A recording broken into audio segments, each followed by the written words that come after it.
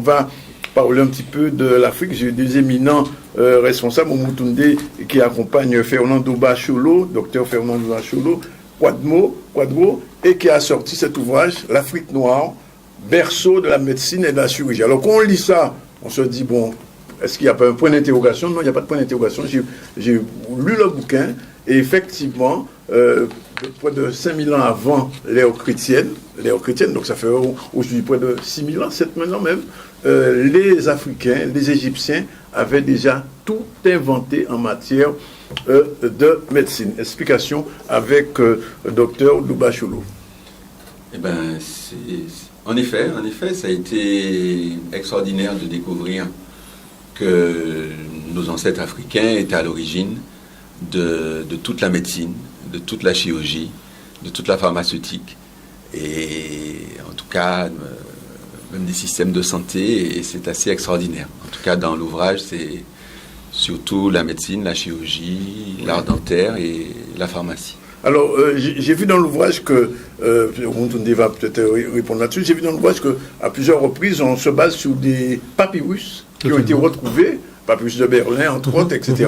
Et donc, ces documents, c'était des documents rédigés par les Égyptiens. Oui, totalement. Ouais. C'est-à-dire qu'il y a un jeu de dupes. Oui. Il faut se le dire clairement. Le père de la médecine mondiale, c'est un Africain, qui s'appelle Imhotep, mais que les Grecs ont appelé Esculape, et que les autres ont appelé Asclépios. Oui. Alors, la chose, c'est que quand on dit Esculape, quand on dit Asclépios, on dit Imhotep. Vous voyez? Mais c'est un voile qui a été mis de manière à faire en sorte que la connaissance reste au niveau d'un milieu d'initiés. Maintenant, la problématique de fond de cet Imhotep a inventé ce qu'on appelle les outils de la chirurgie. Des choses comme le bistouri, le cathéter, enfin des choses qui sont assez impressionnantes. Et il y a des traités médicaux qui sont étonnamment modernes. C'est-à-dire que le process de traitement est le même encore aujourd'hui. Alors quand on sait que les Grecs sont venus étudier la médecine en Égypte, et que Jean-François Champollion en a parlé. Les mathématiques aussi. Hein. Totalement. Oui, pendant Pythagore, j'ai vu que parce que Pythagore, par exemple, à l'école, finalement, c'est pas Pythagore qui l'a fait. Totalement. Oui. Le Pythagore a étudié pendant 22 ans. Oui. Hippocrate même a été l'élève des médecins africains. On trouve une femme médecin, donc qui est chef des médecins, Pécéchette, au 3e millénaire. C'est-à-dire il y a des choses qui sont relativement surprenantes. Maintenant, quand on met la médecine dite moderne face à la médecine africaine de l'Antiquité, on s'aperçoit que ce n'est qu'une photocopie.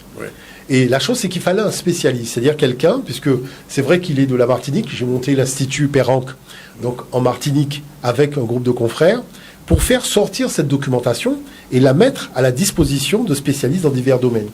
Et ça, c'est important qu'il puisse vraiment donner son avis de technicien sur ces matériaux-là. C'est ce que j'avais demandé, docteur Douba, quand vous avez eu en main ces documents, parce qu'il y a eu beaucoup de recherches, j'ai vu que la bibliographie, elle est importante, quel a été, du point de vue médical, vous-même, puisque vous êtes médecin, votre ressenti vis-à-vis de ça? Ben, écoutez, il y avait beaucoup d'émotions, il y avait, comment vous dire, en même temps, beaucoup de fierté, indirectement.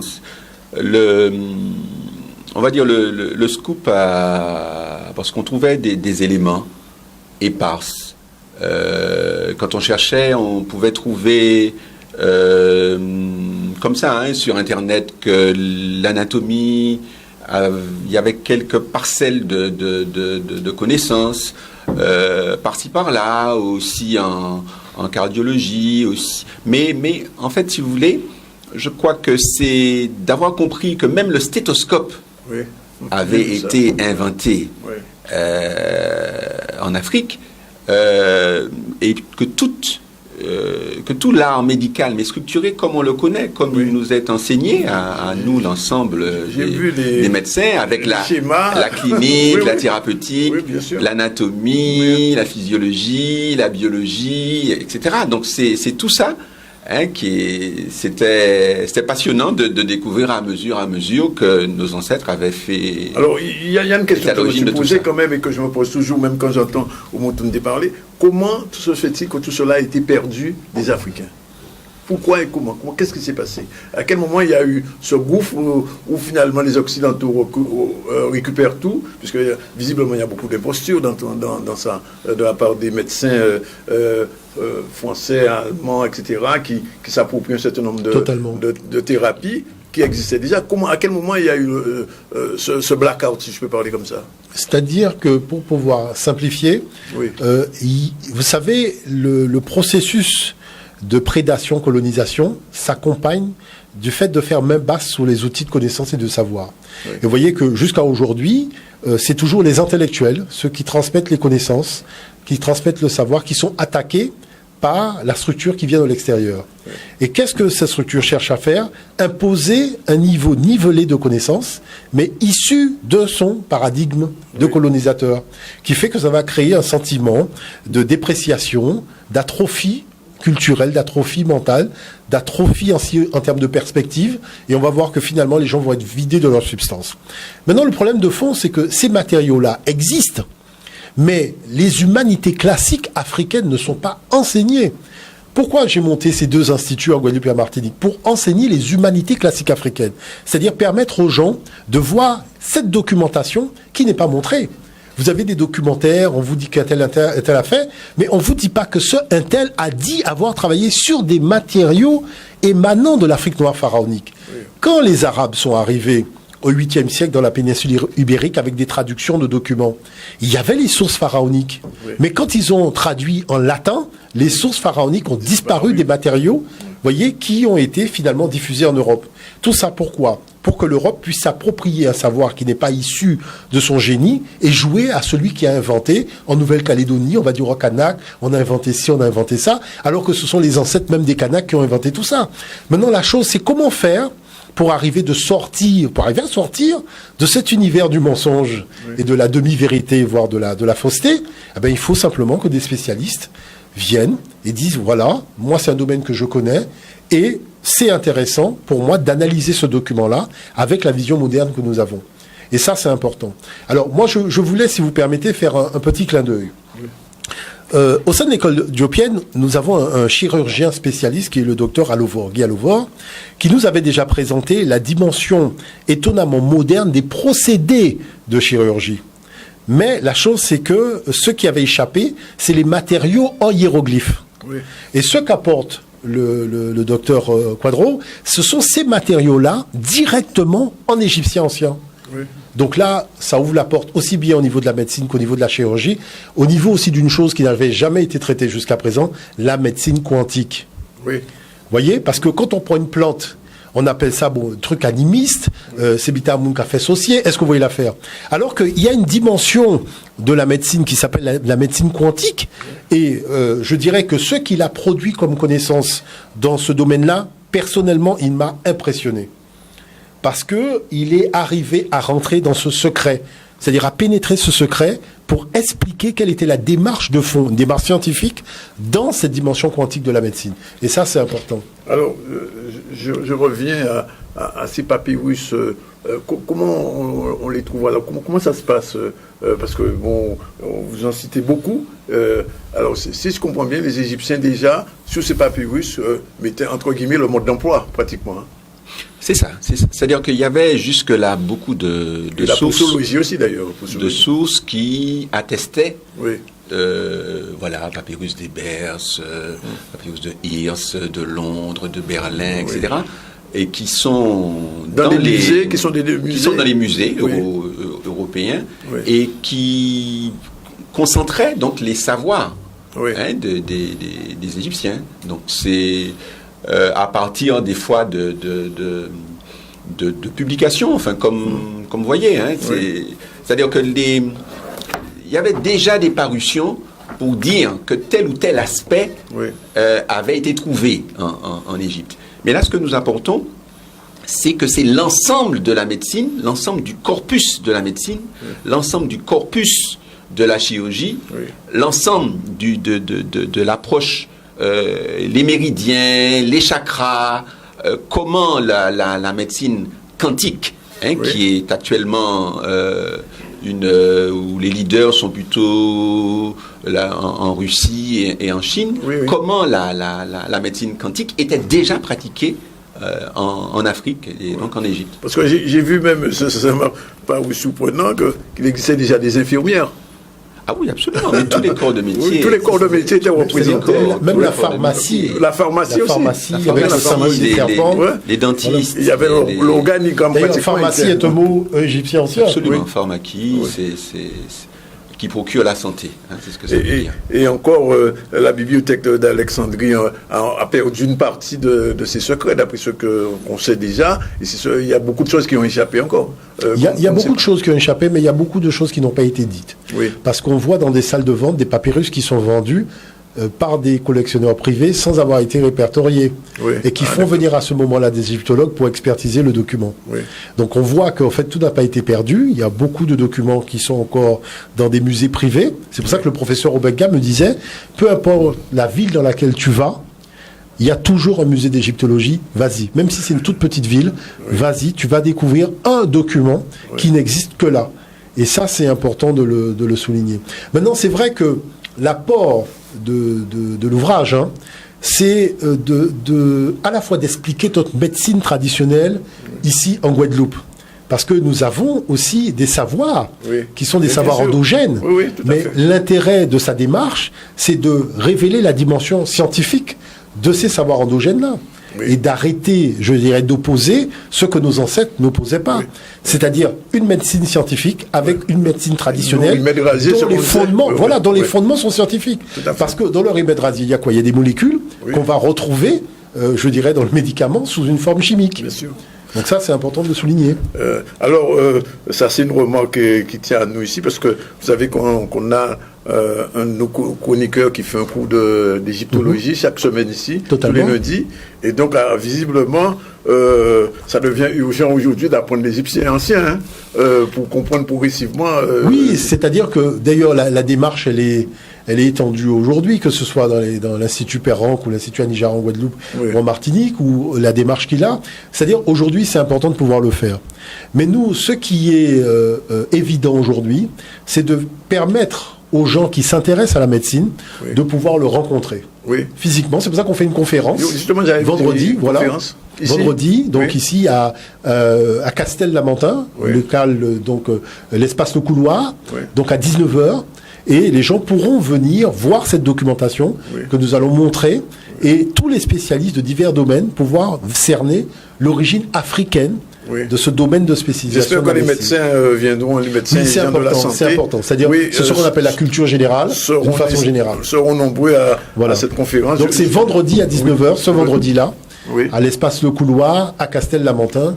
Donc, et le livre est déjà en vente. Et le livre sera en vente. Et le livre est déjà en vente. Vendredi, l'Afrique noire, berceau de la médecine et de la chirurgie. Je veux dire qu'on parle beaucoup de fake news. Et bien là, il n'y a pas de fake news dedans. C'est vraiment des choses vraies. Comme vous le savez, à Canal 10 Télévision, le jeudi, on parle anthropologie. Et comme à l'accoutumée, je reçois notre spécialiste des humanités classiques africaines, Jean-Philippe Omotunde. Bonsoir, monsieur Omotunde. Bonsoir. Vous allez bien, la semaine s'est bien passée? Très bien passée. Je suis d'autant plus ravi que nous avons la chance d'avoir avec nous donc le docteur Quadro Fernando Bacholo, qui va parler de son ouvrage. Voilà. Donc on va parler de cet ouvrage, donc l'Afrique noire, berceau de la médecine et de la chirurgie, qui va effectivement, on va essayer de corroborer la thèse selon laquelle la médecine en totalité, on parle bien en totalité, toute spécialité confondue, vient effectivement de l'Afrique noire. Mais avant de commencer notre débat, j'ai eu des internautes et d'autres personnes qui m'ont demandé, par rapport à votre ouvrage, il y a écrit New Seré Omotunde, donc moi je sais que ça veut dire Kalala, donc New Seré Kalala Omotunde. Et ils me disent, normalement il s'appelle Jean-Philippe, donc pourquoi il met ça sur ses ouvrages? Alors en fait la chose c'est que c'est important de savoir que dans l'école dioppienne, donc c'est vrai que notamment le professeur Bilolo donc m'a dit tu es Kalala, tu seras Kalala. Alors Kalala c'est quoi? C'est-à-dire que au sein du royaume Congo, lorsqu'il y a des problématiques assez importantes, des problématiques fortes qui touchent le royaume, on convoque le Kalala qui a pour mission d'étudier le problème et de trouver une solution. Voilà, donc c'est pour ça qu'il m'a dit tu es Kalala et tu es Kalala, point final. Voilà. Il n'y a pas de choix. Il n'y a pas le choix. Voilà. D'ailleurs, tout le monde m'appelle Kalala quand je suis dans les colloques, donc les choses sont relativement simples. L'autre nom New Seré, c'est celui qui plaît à Dieu, qui est un nom pharaonique, parce que la chose on la fait pas pour soi, on la fait pour un idéal. Vous voyez, donc c'est pour cette raison, et Omotunde, celui qui est revenu vers ses ancêtres. Alors, c'est-à-dire que c'est c'est important parce que la démarche du nom, vous voyez, ça fait depuis plusieurs siècles que nous sommes privés de la possibilité d'avoir un regard même sur notre propre nom, puisqu'on a des noms qui découlent de la colonisation. Et c'est important de pouvoir affirmer véritablement ce que nous sommes en tant qu'individus vivants, êtres humains, par, je dirais, notre tradition qui est la nôtre, qui est la tradition africaine. Parce que ce sont les aléas de l'histoire qui nous ont empêchés d'avoir ces noms qui sont nos noms authentiques. Et je suis toujours très ravi quand je vois quelqu'un chez nous qui a pu garder son nom africain. Parce qu'avec ce nom, c'est beaucoup plus simple pour lui de remonter sa généalogie quand il est sur le continent. Voyez, et ça c'est important de le souligner. Maintenant, il y a des cérémonies, je crois, des cérémonies. Totalement. Maintenant, ce que je constate dans les documentaires, les reportages que je vois, c'est que les uns et les autres se présentent par rapport à leur origine. Vous avez quelqu'un qui vient d'Inde, qui va intervenir, ça concerne la Guadeloupe, mais il va intervenir en disant je suis un Indien, donc de la Guadeloupe, et c'est vrai que cette tradition africaine, je l'ai rencontrée en Guadeloupe. Vous avez quelqu'un qui vient de Syrie qui va manifester le fait que oui, il vient de Syrie. Et nous, on arrive en créole, c'est-à-dire on vient de quelque part qui n'existe pas. Vous voyez, toujours cette définition venant de l'autre, alors qu'il s'agit quand même de prendre racine. Vous voyez, et pour prendre racine, il faut prendre racine dans du concret. Nous venons du continent africain, qui est le berceau de l'humanité, mais aussi le berceau de la connaissance scientifique. Et ça, c'est important de le souligner. Et c'est vrai que tous les grands savants de l'Antiquité sont venus en Afrique pour recevoir la connaissance. Vous voyez, et la chose, c'est qu'aujourd'hui, on doit pouvoir se laver, je dirais, des problématiques psychologiques nées de la période coloniale pour pouvoir se présenter simplement comme nous sommes, sans rentrer, je dirais, dans les arrière-pensées coloniales. Il faut maintenant, je dirais, tirer un trait avec toutes ces choses-là et voir les choses avec beaucoup plus de, je dirais, de rigueur et aussi de pragmatisme. Parce que c'est faire preuve de pragmatisme que de dire que nous sommes des Africains de la Guadeloupe. Et ça, c'est important de le souligner. Alors après, on me dira, mais Africain. La chose, c'est que vous savez, être Africain, c'est pas le principe. Il ne s'agit pas simplement du fait d'être né sur le continent africain. Il s'agit d'un idéal. La première des choses, c'est d'affirmer que l'Afrique a un avenir. Et un avenir qui sera vraiment placé sous la responsabilité des Africains. Ça, c'est la première chose. La deuxième chose, c'est le rapport avec l'univers, le rapport avec la création. C'est-à-dire qu'on ne peut pas concevoir le développement sur la base de la prédation de l'homme sur la nature. Vous voyez, nous, on a fait du développement en Afrique, mais on n'a jamais considéré qu'on allait trucider la nature pour pouvoir bâtir des choses. Non, on a fait avec la nature. Et c'est pour ça que, quand vous regardez l'architecture prend les formes de la nature. Les colonnes ressemblent au papyrus. Vous voyez, donc c'est-à-dire que c'est important de comprendre ça. Parce que la nature, elle est à l'intérieur de l'homme et elle est à l'extérieur de l'homme. Quand il nuit à la nature à l'extérieur de lui, il nuit à lui, à son intériorité, sur tous les niveaux. Et on le voit avec les problèmes de santé que nous avons aujourd'hui. Donc c'est important de rebâtir cette relation. Maintenant, on nous dit l'animisme. Mais vous savez que tous les scientifiques de la planète vous disent que sur une planète où il y a des animistes, on ne risque pas des problèmes de pollution, on ne sera pas confronté à des problèmes de détérioration des cycles, voyez, au niveau du fonctionnement intrinsèque de la nature. Tandis que dans les autres visions où on doit dominer la nature, alors ça c'est assez extraordinaire, comment l'homme peut-il dominer la nature ? Voyez, eh ben là on rentre dans une problématique d'exploitation de la nature à des fins de profit financier. Et c'est là que le problème commence. Voyez, et ça, c'est important de le comprendre. Il va falloir régler ce souci totalement. Assez rapidement. La dernière chose que je dirais, c'est que la physique quantique a démontré que l'animisme a un fond scientifique. C'est-à-dire, alors que tout le monde pensait que c'était des joyeux individus qui racontaient des histoires de Homère debout, la science quantique a démontré que, je dirais, la philosophie spirituelle la plus proche de la réalité scientifique, c'est l'animisme. Voyez ? Mais la chose, comment se sont-ils rapprochés justement parce qu'ils ont étudié le fonctionnement de la création. Et c'est par le fait d'avoir étudié le fonctionnement de la création qu'ils ont compris comment Dieu animait cette création. Mais il y a une chose qu'ils ont dit, tout est parti de l'œuf, c'est-à-dire le point initial du Big Bang. Et toutes ces choses étant parties du point initial qui est le Big Bang, sont toujours rattachées par une filiation qui agit dans le domaine de l'invisible, pas dans le domaine du visible. Et cette connexion existe toujours dans le domaine de l'invisible. Mais encore faut-il que l'homme soit tout simplement suffisamment humble pour reconnaître que la nature est la grande initiatrice et a toujours été la grande initiatrice des hommes. Maintenant, si vous décidez de passer outre cette grande initiatrice, vous mettez votre existentialité en danger. Et là, on parle de la disparition des espèces. Parce que c'était des choses qui n'existaient pas. Vous savez, en créole, le mot poubelle, ça existe, mais ça à la poubelle. J'ai jamais entendu ma grand-mère me dire de mettre un truc à la poubelle. Vous voyez, c'est ce que je veux dire par là. C'est-à-dire que tous les termes de destruction sont des termes étrangers à la culture africaine. Vous voyez, même quand on prend la division des hommes, on cherche à diviser les hommes, on dit les êtres humains. Vous voyez, peu importe comment il est, c'est un être humain. Maintenant, tous les termes de division viennent de la civilisation horizontale. Celui qui est métis, celui qui est chabin, est-ce que vous voyez l'affaire? C'est la civilisation horizontale qui crée les termes de division. Et la chose, c'est qu'il faut comprendre, c'est-à-dire c'est une civilisation qui génère la division, qui génère le détachement. Et ça, c'est important de le comprendre. Donc, quand on dit que nous sommes africains, c'est parce que nous considérons que cette façon de voir la présence de l'homme dans la création n'est pas compatible avec la vision de nos ancêtres. Et ça, c'est pas redevable du fait d'être né en Afrique, c'est redevable du fait de croire à un idéal de la présence humaine sur Terre, c'est-à-dire le respect de la création. Tout simplement. Voilà. Donc, irrespect de la création qui engendre effectivement des maladies. On voit beaucoup de maladies qui émergent.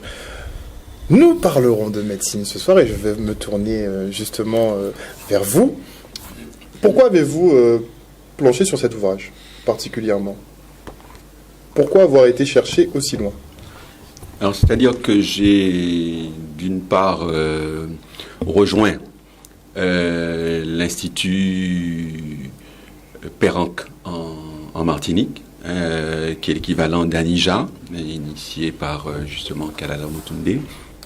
Et auparavant, il y a une rencontre que j'avais faite avec l'un de ses ouvrages sur les origines africaines du savoir grec. Et donc la jonction a été faite à l'intérieur de... Quand on étudie les humanités classiques, on apprend que les mathématiques ont été inventées par nos ancêtres africains, que l'écriture a été inventée aussi par nos ancêtres africains, et la monnaie aussi. La monnaie, alors, professionnel que je suis, je lui demandais si mon métier, si la discipline que j'avais choisie ne l'était pas aussi, et ça a été une grande aventure, de découverte en découverte, et aussi il faut dire que les vidéos du confrère et docteur Guy Kodzo Alovor, qui est un orthopédiste et un éminent diopien, on va dire, qui il montrait déjà comment la césarienne était initiée dès le 19e siècle avec des bons résultats. En même temps, en ayant rencontré Claudine Brelet, qui, dans les médecines du monde, c'est un livre qui s'appelle comme ça, les médecines du monde, où elle expliquait combien la médecine égyptienne avait solutionné presque tous les problèmes. Bon, donc en fait, voilà, donc il fallait se mettre au boulot. Et puis, j'ai moi-même été comblé d'apprendre que l'ensemble des spécialités avaient été inventées par nos ancêtres. Tout commence avec un doute. Voilà, c'est-à-dire que la chose, c'est pouvoir gérer le stade de départ où on a l'impression qu'il n'y a pas de matériaux. À un moment, on se retrouve complètement submergé par la documentation. Et je pense que c'est vrai que le fait d'avoir fondé l'Institut Perrenc en Martinique, c'est aussi le fait de pouvoir mettre à disposition une documentation ancienne à toute une panoplie de professionnels dans différents univers, pour leur permettre de voir que lorsque nous parlons de l'origine africaine de votre activité professionnelle, c'est pas en l'air. C'est-à-dire qu'il y a des matériaux.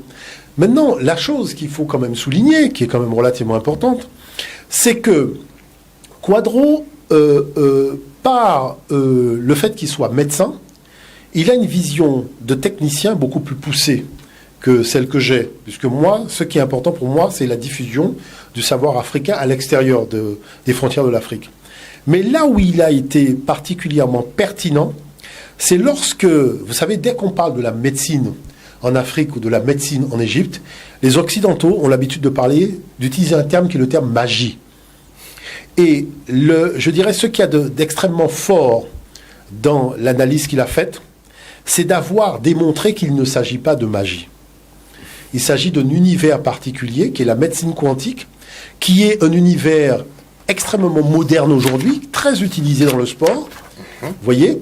Et cette chose-là, qui a maintenant ses spécialistes, et qui fait colloques, qui organise des colloques à travers le monde, auxquels, pour certains, il a l'occasion de participer, eh ben, ça a amené à une compréhension scientifique de ce qu'on appelle la médecine traditionnelle.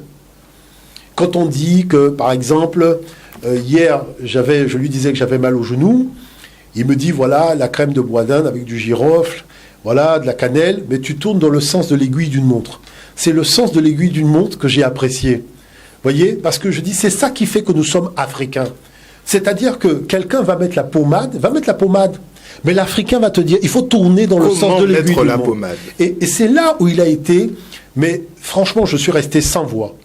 Quand j'ai vu comment il a percé le mystère de cette médecine africaine dans le domaine donc de l'outillage scientifique, comme dans le domaine de l'approche quantique, c'est extraordinaire ce qu'il a fait. Alors, qu'avez-vous découvert?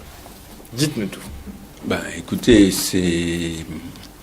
c'est énorme déjà de découvrir que le stéthoscope, qui est l'outil de prédilection, on va dire, des médecins. De tous les médecins de famille, de tous les médecins, cardiologues et autres, que le stéthoscope est une création africaine. Et donc, si vous voulez, aussi le génie qui est que la présentation du stéthoscope est d'emblée binaural, c'est-à-dire avec un écouteur dans chaque oreille. Et ça, c'est par rapport à l'histoire même du stéthoscope. Quand on recherche l'histoire du stéthoscope en Occident, il a d'abord été monaural, c'est-à-dire c'est un tube, et puis le médecin était adossé comme ça avec son outil. Et de comprendre que plus de presque 18 siècles après, la découverte du stéthoscope en Occident n'égalait pas la découverte égyptienne, et la tristesse que si nos ancêtres n'avaient pas été fracassés, eh ben l'essentiel de leurs données, on aurait gagné du temps, plutôt que de chercher. Pendant 19 siècles. Beaucoup de temps, il a fallu longtemps pour arriver au stéthoscope binaural. Donc, mais enfin, il y a aussi tout l'aspect de la pédiatrie, tout l'aspect de c'est-à-dire comment on ne donnait pas de lait de vache aux enfants. C'est-à-dire que il n'y avait que le lait maternel qui était administré. Il savait déjà donc que le lait de vache n'était pas pour les enfants. Il savait déjà.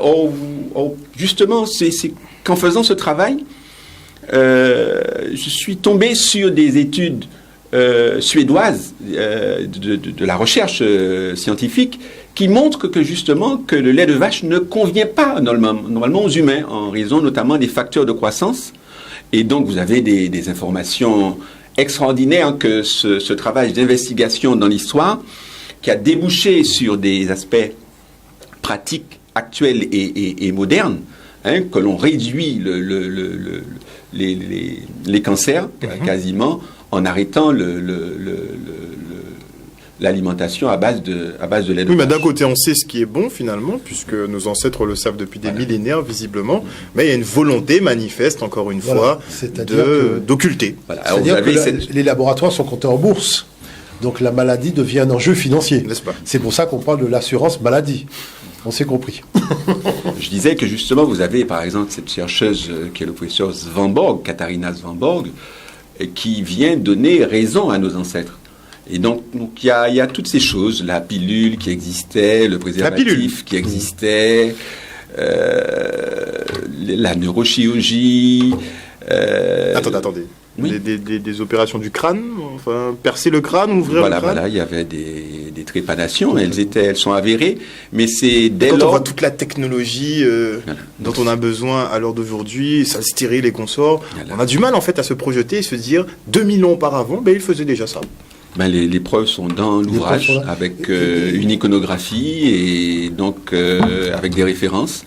Et j'ai été moi-même le premier surpris, le premier bluffé agréablement par la puissance des découvertes et puis le génie de nos ancêtres. Mais juste premier document qu'on a amené, c'est sur le serment, le fameux serment d'Hippocrate. Voilà, c'est important de pouvoir voir que ça. Que tous les médecins doivent prononcer effectivement quand ils commencent leur carrière. On y va pour le premier document.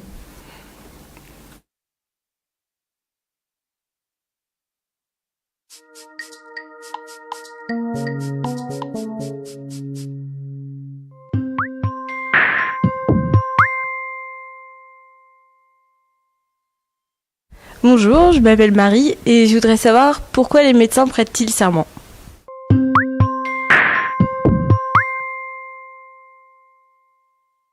Alors pourquoi ? En fait, le serment en question, c'est le serment que la plupart d'entre nous connaissons sous le nom de serment d'Hippocrate.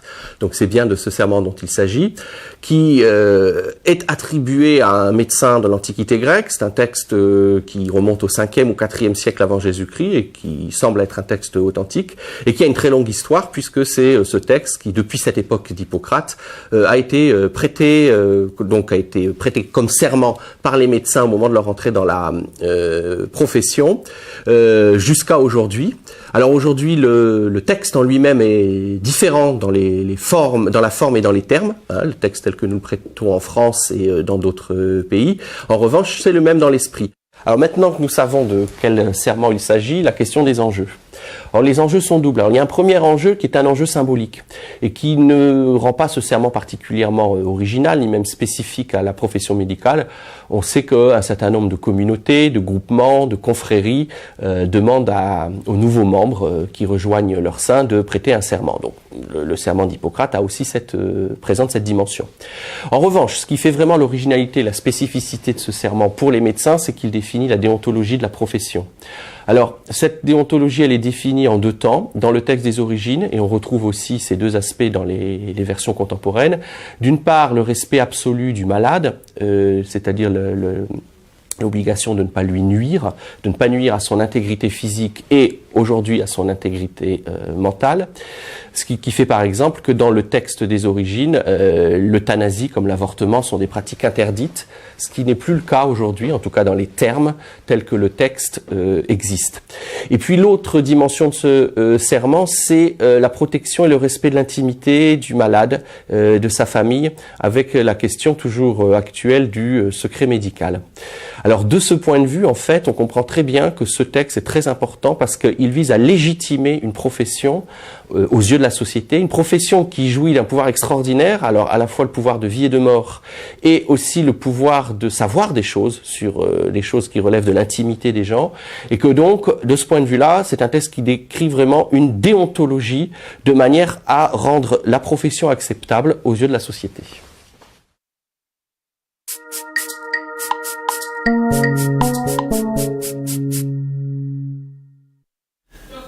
Alors, monsieur Omotunde. Oui, alors il y a une chose qui est quand même assez extraordinaire dans ce que nous dit ce cher monsieur, c'est que le serment d'Hippocrate, il jure par Esculape. Et Esculape, c'est le nom grec du père de la médecine en Afrique. Il y a Imhotep. Et que les Romains vont appeler Asclépios. Vous voyez ? C'est-à-dire que c'est difficile, en fait, de nier la réalité. Parce que si Hippocrate fait un serment au nom de médecin africain, c'est bien parce qu'il a étudié la médecine en Afrique. Et Jean-François Champollion a été relativement clair. Hippocrate a traduit des textes d'Imhotep en grec sans citer ses sources. Et c'est Jean-François Champollion qui, quand il a déchiffré les papyrus de médecine de l'Égypte et il avait les textes grecs, il s'est dit, mais regardez à la virgule près. Vous voyez ? Et c'est là que je vois, tiens, que Jean-François Champollion parle d'une copie à la virgule près. C'est-à-dire, il y a des procédés qu'il a repris à la lettre. Et c'est pour ça que Claudine Bertrand-Nuev dit qu'effectivement, on a les traces, on a des éléments qui montrent qu'Hippocrate, et pas que lui, il y avait beaucoup d'autres médecins qui ont été donc en Afrique, et c'est là qu'ils ont découvert le bistouri, c'est là qu'ils ont découvert tout ça. Maintenant, la chose, c'est que, est-ce que ce serment était un serment grec ? Est-ce que quelque part, il n'y a pas une origine africaine à cette chose-là ? Et c'est là que, justement, rentre en jeu Quadro pour expliquer, justement, l'origine de cette chose-là. Alors, comment le démontrez-vous ? C'est-à-dire que l'éthique, c'est-à-dire toute la pensée médicale, africaine est basée sur l'humanité profonde. Et à mesure, dans plusieurs cas, de fracture du cou, avec les 4 membres paralysés, donc une tétraplégie, on voit l'humanité du médecin qui doit rester auprès de son patient pour l'accompagner. Il y a des attitudes face à la maladie, des maladies que l'on pouvait soigner, d'autres maladies qu'on ne pouvait pas soigner. Et même lorsqu'on ne pouvait pas les soigner, il y avait une attitude, et c'est là qu'il y a la notion aussi de soins palliatifs. C'est là la notion de secret médical apparaît. C'est là où l'obligation de soins apparaît. C'est là aussi où ce n'est pas une obligation de résultat, mais une obligation de moyens. Mettre tout en œuvre pour sauver la vie, pour guérir les patients, pour leur permettre de recouvrer leur santé. Et donc, vous avez un président du Conseil de l'Ordre en France, le professeur Ernie, qui raconte même que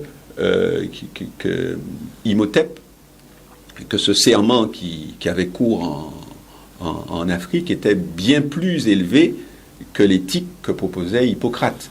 Donc c'est dire que l'antériorité était bien mieux que ce qui a suivi. Donc Hippocrate a sorti une version un peu diluée. Voilà. Et donc, vous voyez que, comme Kalala le précisait, donc les Grecs, en nommant Asclépios, en fait, c'est à Imhotep qui faisait référence. Et les Romains, en nommant Esculape, c'est encore à Imhotep. Donc la même référence. Et donc Imhotep est véritablement à la fois pour des sommités comme le professeur Osler, que les cardiologues connaissent bien parce qu'il a décrit l'endocardite, qui est l'infection des parois, des valves du cœur. Il reconnaît que Imhotep est le père de la médecine. Et vous avez aussi le docteur Guy Kodzo-Alouvor qui le reconnaît, vous avez Claudine Brelet qui le reconnaît. Enfin, vous avez ces connaissances il fallait les assembler pour que. Mais désormais, maintenant, on comprend qu'il y a un argumentaire. On comprend qu'il y a un argumentaire. Médicale est d'accord, en tout cas. Pas à l'unanimité, mais. C'est-à-dire que je pense qu'elle va l'être de plus en plus. Mais c'est ce à quoi humblement j'espère que l'ouvrage va servir. Nous sommes toujours avec nos 2 experts et nous débattons justement ce soir sur cet ouvrage en particulier qui retrace l'origine africaine justement de la médecine et de la chirurgie. On parlait tout à l'heure du serment d'Hippocrate qui est attribué au père de la médecine qui serait donc Imhotep. On a parlé aussi de la médecine quantique, une médecine donc à des niveaux de l'infiniment petit. Donc ils étaient très en pointe et il semblerait aussi qu'au niveau des outils, eh bien tous les outils en médecine, effectivement, viennent au Sud-Afrique. Oui, en effet, qu'il s'agisse du bistouri, qu'il s'agisse des sondes, qu'il s'agisse de la pince à forceps, qu'il s'agisse de crochets, enfin, tous les outils modernes utilisés en chirurgie ont été inventés et on peut les voir dans les musées. Il y a quelques photos dans l'ouvrage. Et il faudrait aussi indiquer que la pharmacie aussi a été inventée par nos ancêtres. Le mot pharmacie est un mot égyptien. Et la pharmacologie et la pharmaceutique, et donc les pharmaciens sauront... et vous avez même aussi les divers... présentation, on appelle ça la galénique, soit comprimé, suppôt, sachet, donc tout solution ça, buvable, collyre, tout ça existait. Et donc c'est énorme. Les soins dentaires aussi, hein, les couronnes, les extractions dentaires, enfin tout cela Voilà, et tout ce qui est utilisé en médecine moderne, en ophtalmologie, les traitements de cataracte, tout ça existait. Voilà, d'ailleurs, c'est pour ça qu'on invite les gens à venir partager un moment de culture et de connaissances avec le docteur Quadro Fernando Bacholo demain, c'est-à-dire vendredi, à l'espace Le Couloir à Castel, où il donnera une conférence et il va montrer justement une documentation beaucoup plus étoffée que ce que nous allons montrer. Mais c'est bien parce que c'est important que les gens puissent voir que le temps est venu, en fait, de réinitialiser un peu ces connaissances, d'accorder un minimum de sérieux aux nouvelles découvertes qui ont été faites lors des fouilles et ces matériaux qui viennent tout simplement raconter une autre histoire, qui place l'Afrique noire à sa vraie place. Et ça, c'est important. Et c'est pour ça que je voudrais qu'on mette d'ailleurs le deuxième document et on va laisser justement notre docteur commenter ces matériaux qu'il a apportés. On y va.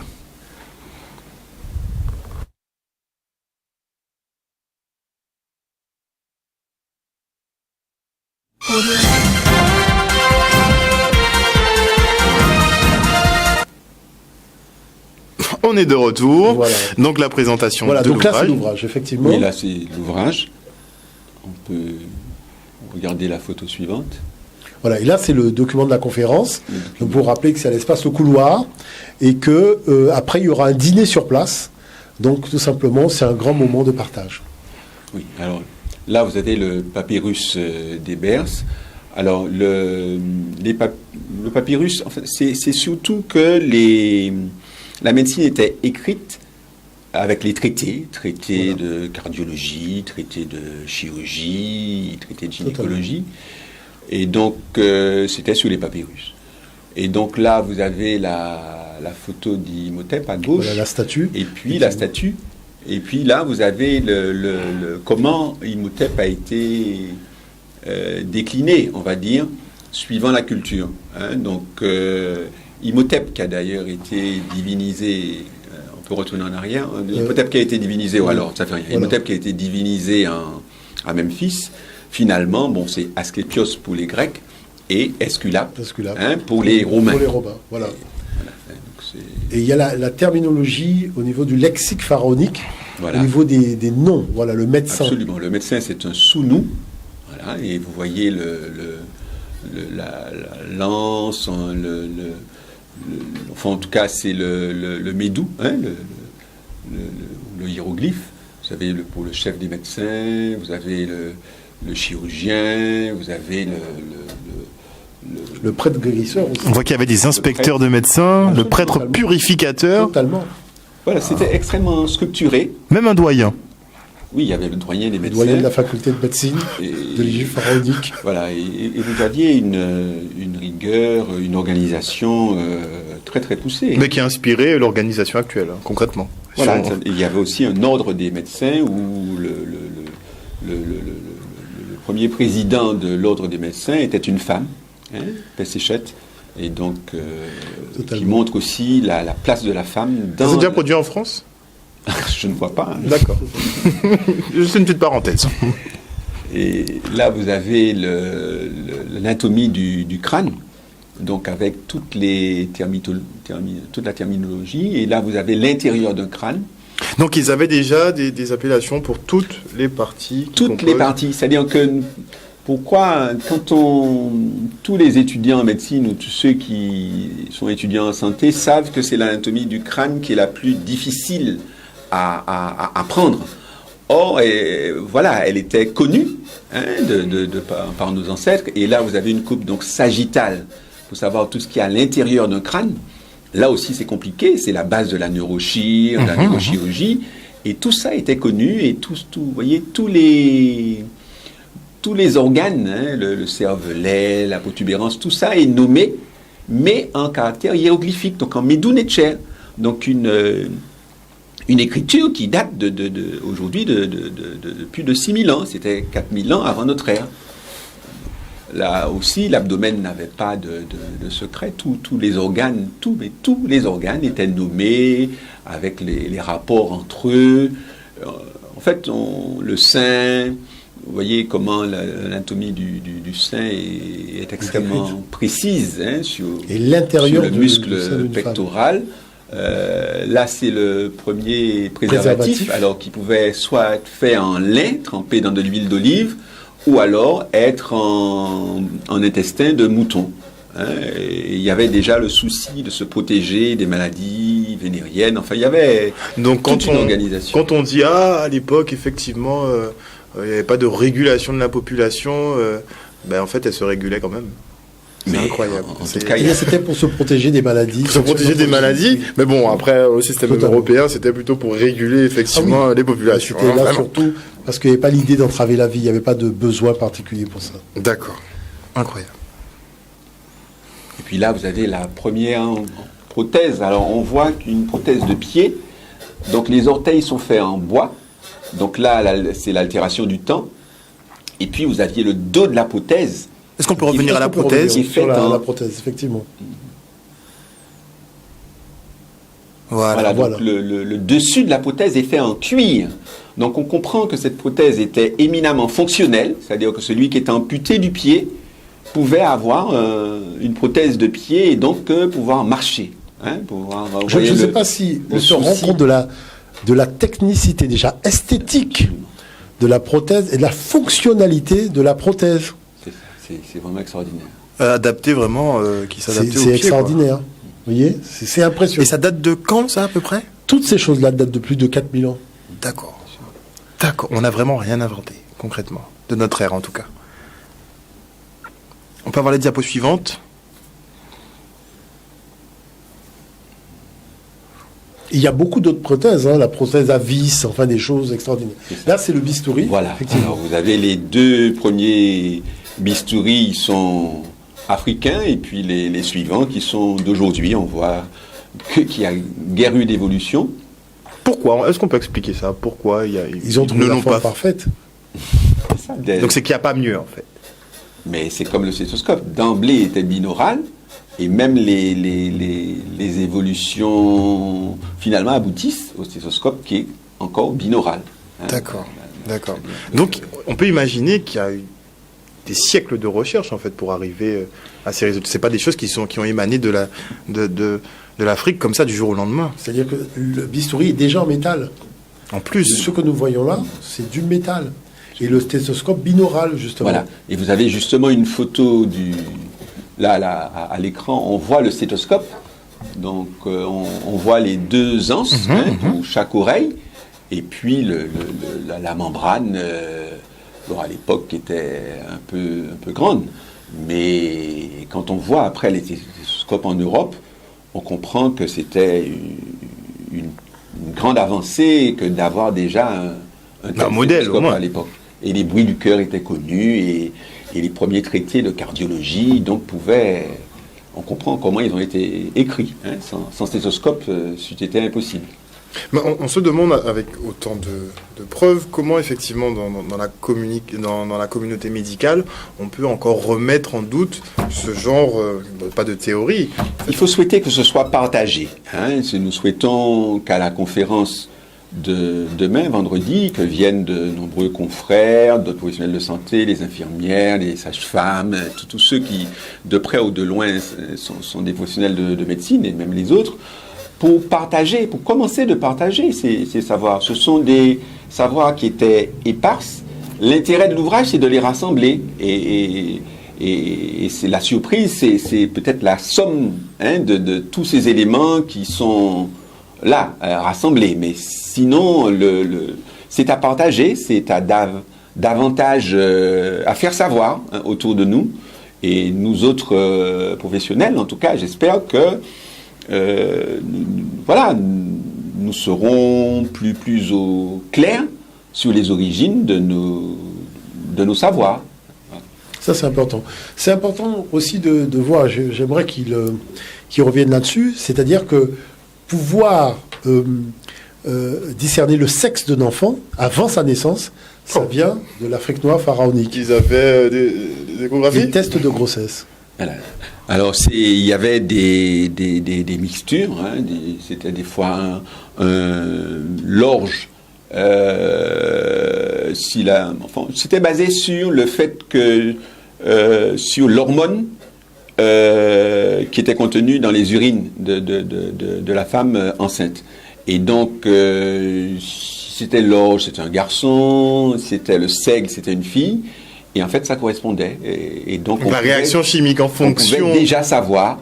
Voilà. Et c'est pour ça qu'on voit que la biologie c'était des tests biologiques qui étaient ce qu'on faisait à cette époque. Mais n'empêche que le sexe de l'enfant était connu avant l'accouchement. Mais le test de grossesse vient aussi de la feuille noire pharaonique. Tout à fait. Parce que pour savoir si une femme est enceinte ou pas... Voilà, on avait la certitude on savait, on lui donnait une mixture, si elle vomissait pas, elle n'était pas enceinte, si elle vomissait, elle était enceinte. Et puis avant. Donc il connaissait très bien le corps, mais aussi des réactions du corps. Ah, mais son fonctionnement et ses réactions en fonction effectivement de tel ou tel élément. Il est dit dans l'ouvrage qu'on ne trouve pas d'exemple de civilisation qui place autant l'être humain et la vie au premier plan. Et c'est ce que nos ancêtres ont réalisé, et avec une humanité extrêmement profonde, et il n'y a pas d'égal jusqu'alors.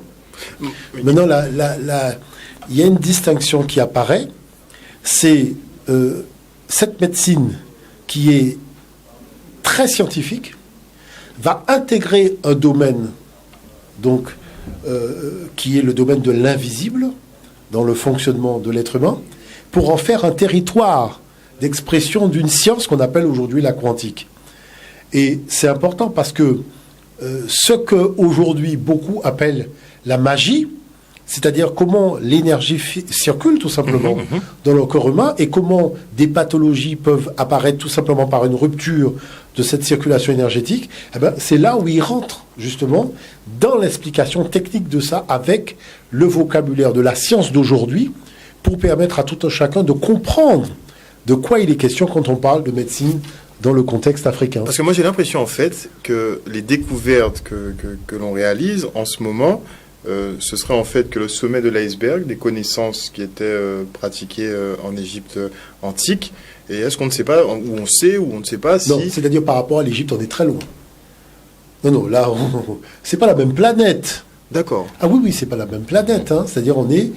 La médecine en Égypte pharaonique touche tous les domaines de la réalisation dans la conception d'un être humain et du maillage de la dimension énergétique avec tout ce qui concerne les vibrations, parce qu'un corps émet des vibrations, mais il y a des différences de vibrations par rapport au chakra. Et que le chakra donne déjà une indication sur la santé des organes qui se trouvent dans son environnement. Et c'est là où il est rentré dans une analyse qui non seulement a permis de retrouver les noms africains des chakras, mais l'analyse africaine du fonctionnement de ces chakras. Et c'est ça qui est intéressant de voir. C'est-à-dire que j'ai beaucoup appris du corps humain. Et je pense que je voudrais beaucoup partager ça avec le plus grand nombre. Et je pense, enfin, ce qu'il faut signaler aussi, c'est que beaucoup des médecins étaient des prêtres. Et donc, il y avait aussi des médecins laïcs, mais il y avait beaucoup de prêtres qui étaient médecins.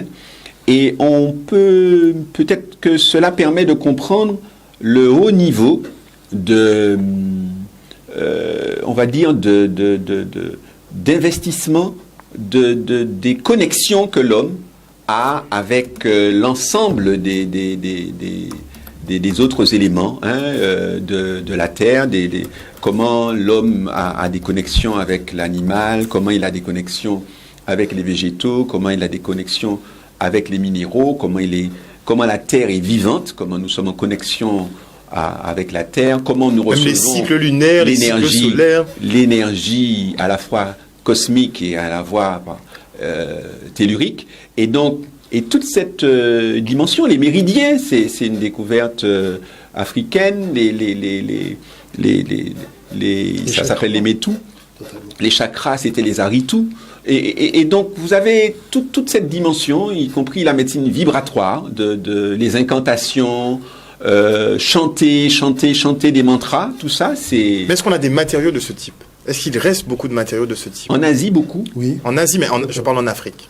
En Afrique, oui. C'est-à-dire quand vous rencontrez, quand vous allez en Afrique, je dirais que ce soit au Bénin, au Cameroun, chez les Bamileke, quand vous rentrez dans l'Afrique profonde, là vous voyez des choses étonnantes. Et ce qu'il faut quand même souligner, beaucoup de spécialistes mondiaux vont en Afrique. Toujours. Mais bien sûr.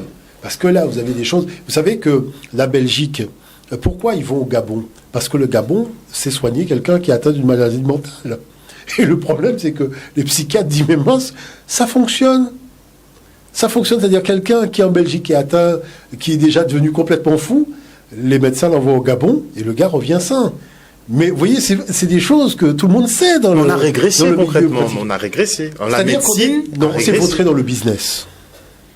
Et je dirais, la notion de médecine perçue comme étant la relation de l'homme avec la nature et avec les énergies qui circulent en lui et qui se connectent à la nature, c'est ça qui a été perdu. C'est pour ça que vous pensez qu'ils veulent remplacer, par exemple, les flux énergétiques, l'utilisation de flux énergétiques par de la nanotechnologie, des petits robots qui feraient le travail à notre place? On a remarqué, par exemple, que le simple fait de demander aux gens de marcher pieds nus un peu plus souvent durant la semaine permettait au métabolisme de se réinitialiser. Ah oui? Vous voyez? Et c'est pour ça que aujourd'hui, marcher pieds nus sur la Terre fait partie d'une... Parce qu'on prend de l'énergie par nos pieds? Parce que la Terre possède une énergie qui est une énergie négative, là où c'est une énergie positive. Et les cellules ont besoin de l'énergie positive et de l'énergie négative pour se réinitialiser et pour véritablement activer le processus de rajeunissement et de fabrication de nouvelles cellules. Donc on voit bien que, et les médecins le constatent, nos grands-mères ici en Guadeloupe et nos grands-pères qui avaient cette connaissance-là de marcher pieds nus, à qui on a dit non, il faut mettre des chaussures. Aujourd'hui, la médecine dit non, il faut quand même revenir au fait de marcher pieds nus, parce qu'il y a une relation énergétique entre l'homme et la terre, et le corps humain a besoin de cette énergie-là pour faire fonctionner les cellules du corps. Et ce sont des choses qu'il aborde justement dans l'ouvrage. C'est intéressant de voir toute cette dimension-là ontologique du fonctionnement de l'être humain. Oui, j'invite vraiment tout un chacun à partager, parce que c'est donc toutes ces données qui sont rassemblées, puisque en fait ça ne fait pas partie de la formation initiale de la plupart d'entre nous, et donc mais on n'a pas d'éducation à la spiritualité en fait déjà à la base. C'est ça, c'est difficile à concevoir. C'est qu'on comprend que la médecine était d'emblée à la fois telle qu'elle est, on va dire allopathique, et qu'elle était en même temps quantique. En même temps, on pouvait guérir quelqu'un avec à la fois des chants, à la fois le rétablissement de l'équilibre entre ses centres énergétiques. Et tout cela faisait partie de la même médecine. En même temps, il y avait la neurochirurgie, en même temps, voilà, vous voyez, je fais le parallèle justement avec quelque chose que M. Omotunde justement m'apprenait par rapport au cas, par rapport au gros cas, que les sonorités, les ondes dégagées par le cas avaient justement une influence, et vous m'expliquiez que certaines personnes... en ondes électromagnétiques qui régénèrent l'activité des cellules. Ça, c'est important. Mais je voulais justement qu'on termine sur une chose, parce qu'il y a une chose qui me semble être importante, c'est le fait d'avoir tout simplement conceptualisé l'existence des microbes. Parce qu'on a l'habitude de regarder les microbes au microscope, et on voit que les outils étaient stérilisés. Même en Afrique impériale, les outils sont stérilisés. Le médecin qui doit intervenir connaît les règles d'hygiène qu'il doit observer avant d'opérer une plaie, avant d'intervenir sur un patient. Et c'est ce qui est intéressant de voir, c'est que toute cette activité microbienne qu'on dit avoir découvert avec le microscope était déjà prise en considération à l'époque de l'Égypte ancienne. Et ça, c'est important d'avoir cette analyse-là. Tout à fait, c'est-à-dire qu'il y avait l'asepsie qui était bien organisée, avec du natron, une espèce de sel, parfois avec un jus de banane ou autre. Et puis on avait l'identification non seulement des microbes, les oukédous, et puis vous avez même la découverte de la pénicilline. C'est-à-dire que la pénicilline, les premiers antibiotiques étaient... on nous a présenté ça comme une découverte relativement récente. On dit que c'est Fleming, mais en fait, dès l'époque, voilà, et puis, enfin, en tout cas, il y a beaucoup... Alors, il y a en tout cas, une indication importante aussi, c'est, vous savez, en 1973, la Grande-Bretagne, l'Angleterre, décide regarde toute sa base médicamenteuse. Ils appellent ça le codex. Et ils constatent que 77% de ce qu'ils ont vient d'Égypte. Donc c'est dire. Hein, c'est clair et précis. Voilà. J'ai envie de dire. C'est pour ça qu'on donne rendez-vous à tout le monde vendredi à l'espace Le Couloir à Castel-Lamentin. C'est 200 mètres après la discothèque. Et on pourra venir, voilà, tout le monde pourra partager, voir les documents et rentrer dans les détails. Alors, justement, et pour ceux parce que souvent on demande s'il y a de la documentation, s'il y a des ouvrages, eh bien vous avez un site internet, voilà, totalement, anijar-édition.fr. anijar-édition.fr, où les gens ont la possibilité de commander l'ouvrage et de le recevoir directement à la maison. Et si vous voulez avoir effectivement une idée de l'origine africaine, eh bien, de la médecine et de la chirurgie, eh bien, vous devez vous procurer cet ouvrage, oui, très bien expliqué, avec beaucoup d'illustrations, de façon à vous permettre de voir exactement de quoi il est question. Merci beaucoup, en tout cas, messieurs, d'être venus sur ce plateau ce soir. On va se donner rendez-vous pour quand? La semaine prochaine. La semaine prochaine? Bon, ça me va. Passez une excellente soirée sur Canal 10. On se retrouve demain.